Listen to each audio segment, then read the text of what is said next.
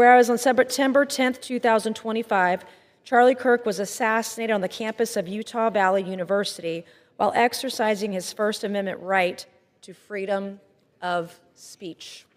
Whereas on September 11th, 2025, one day after the assassination of Charlie Kirk, Representative Ilhan Omar gave an interview on Zateo's town hall with Mehdi Hassan in which she smeared Charlie Kirk and implied he was to blame for his own murder. What I do know for sure is that, Charlie was someone who once said, guns save lives after a school shooting. Charlie was someone who was willing to debate and downplay the death of George Floyd in the hands of Minneapolis police, downplay slavery and what Black people have gone through in this country. Hey everyone, welcome back to Congress Lens. I'm Audrey, and the clip you just watched shows Representative Nancy Mace taking a bold step on the House floor. She is formally moving to censure Representative Ilhan Omar following controversial comments made after the assassination of Charlie Kirk. No matter your political views, moments like this raise serious questions about responsibility in public office.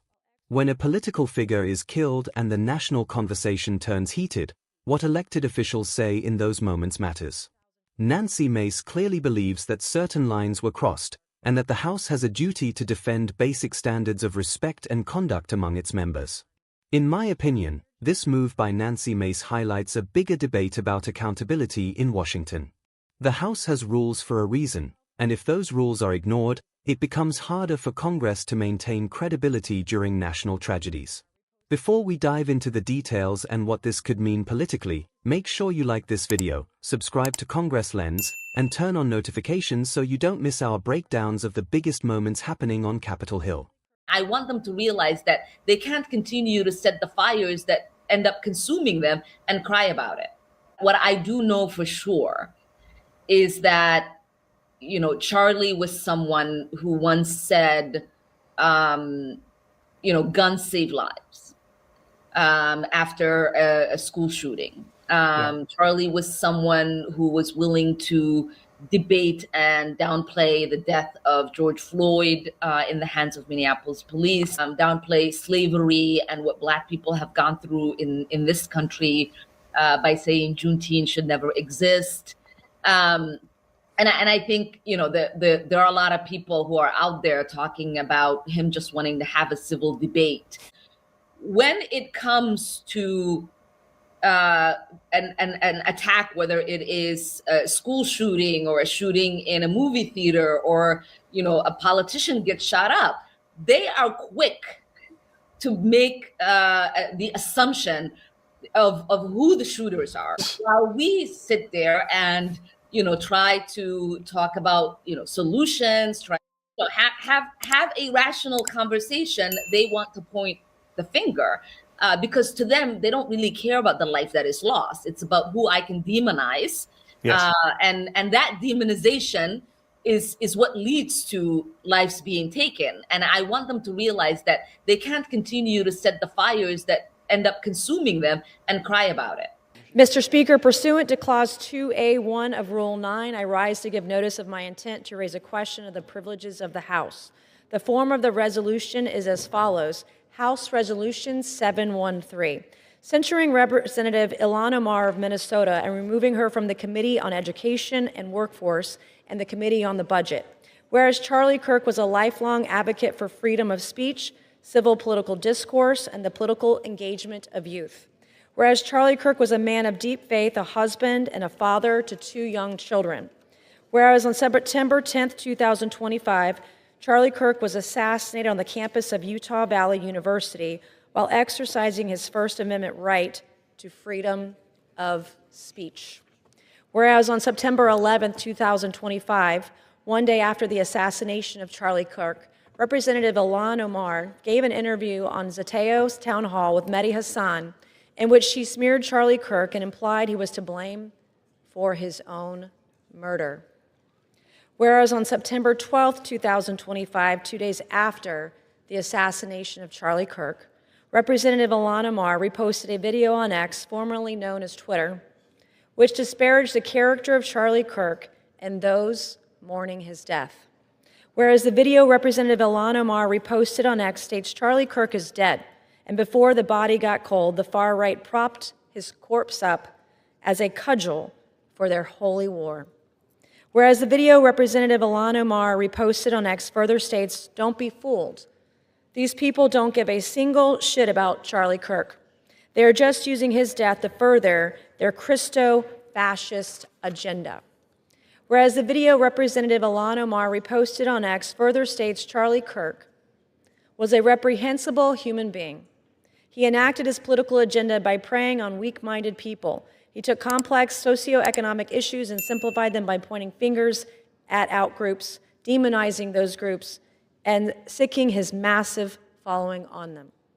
Whereas the video Representative Ilhan Omar reposted on X further states Charlie Kirk was a stochastic terrorist, an adamant transphobe. He denied the genocide happening in Palestine. He believed the subjugation of women, and in his last dying words, he was spewing racist dog whistles. Whereas the video Representative Ilhan Omar reposted on X further states, Charlie Kirk was Dr. Frankenstein, and his monster shot him through the neck.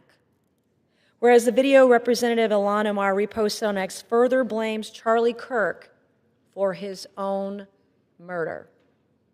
Whereas Clause 1 of Rule 13 of the Rules of the House of Representatives provides a member, delegate, resident commissioner, officer, or employee of the House shall behave at all times in a manner that shall reflect credibility on the House. Whereas Representative Ilhan Omar's actions in the wake of the assassination of Charlie Kirk are reprehensible and affect the dignity and integrity of the proceedings of the House and do not reflect the credibility on the House. Now, therefore, be it resolved that Representative Ilhan Omar of Minnesota be censured. Representative Ilhan Omar forthwith present herself in the well of the House of Representatives for the pronouncement of censure.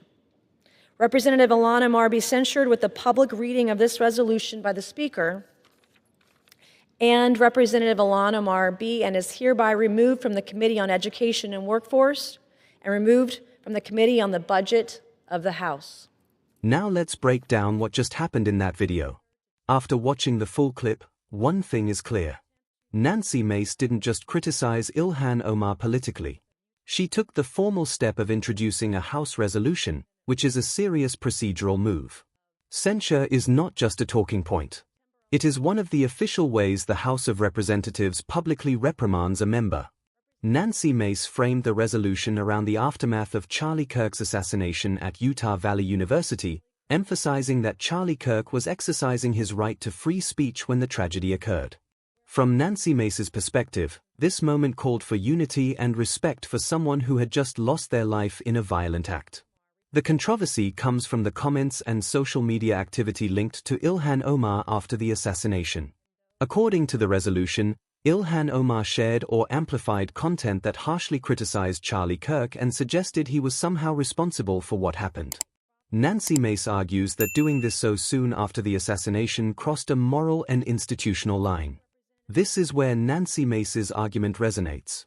Political disagreements are normal, but when someone is killed, many people believe basic decency should come first before ideological battles resume.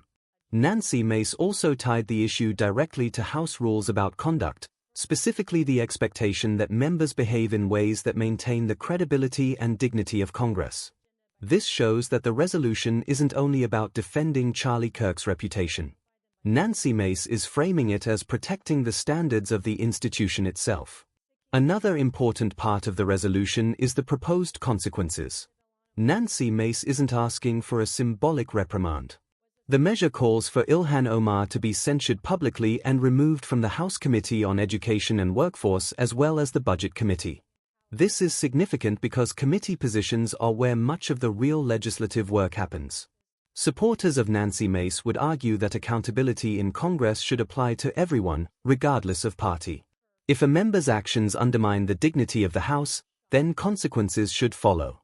From that viewpoint, Nancy Mace is doing exactly what a member of Congress is supposed to do by using the formal process to address the issue. This also touches on a broader cultural conversation. The political climate in the US has become very polarized, and moments like this show how quickly rhetoric can escalate.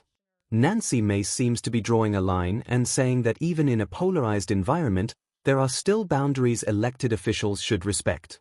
Whether the resolution ultimately succeeds will depend on how other members of Congress respond. But what cannot be denied is that Nancy Mace forced the House to confront the issue publicly, and that alone puts the spotlight on how political leaders talk about one another, especially after tragic events. From my perspective, Nancy Mace's move shows something many voters want to see in Washington: accountability and standards that apply to everyone, not just political opponents. That's my take on the situation. Let me know what you think in the comments. Do you believe Nancy Mace was right to push for a censure resolution against Ilhan Omar, or do you see this as another example of political escalation in Congress? Thanks for watching Congress Lens. I'm Audrey, and I'll see you in the next breakdown.